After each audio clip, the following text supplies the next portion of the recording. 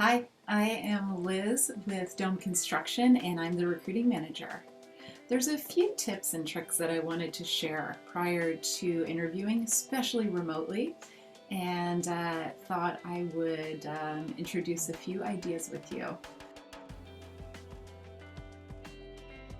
Go to that company's website, go to Indeed, Glassdoor, see what kind of business they are, who their clients are, and how you can address any of their current needs, right? So maybe they're a project management firm, maybe they are a general contractor. You can share, hey, I found this about your company, that you have XYZ client, but I didn't know what type of projects. So that'd be a great segue to show that you've done some preparation and have further clarifying questions that you'd like to ask them. I would recommend a good old button up, and you could also do a scarf, something that makes you feel good, some color. I try to say if you do have a neutral kind of shirt with like black, gray, that kind of thing, it's nice to have a bit of color. It just makes it more memorable and stand out more. So I love hearing an elevator pitch, and if you think about it, this is maybe that like minute or two that you would have, in an elevator. Say that, you're in an elevator with the CEO of your dream company. So what would you want to point out to them? What's your best skill?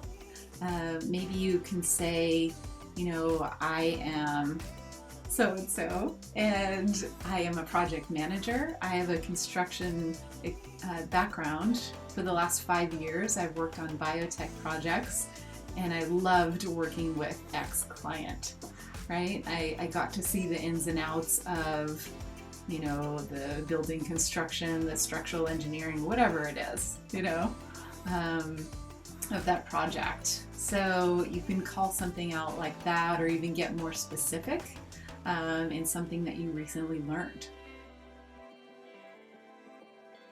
This can be a tough question, right? Because what you want to do is address, especially in your weaknesses, to even make it a strength. So let me explain.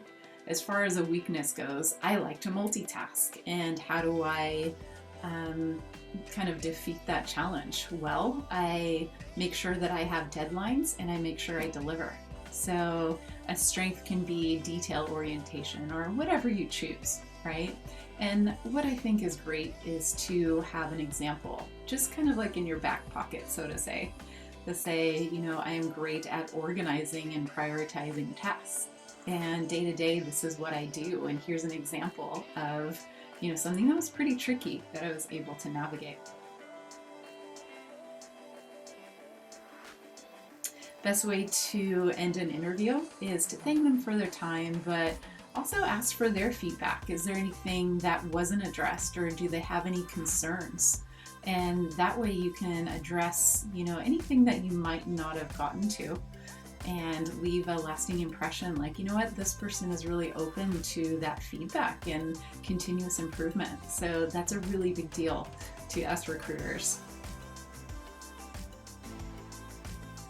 Thank you so much for your time, and you can follow me on LinkedIn, Liz Harland-Davidson, and I look forward to connecting with you. Thanks so much and best of luck.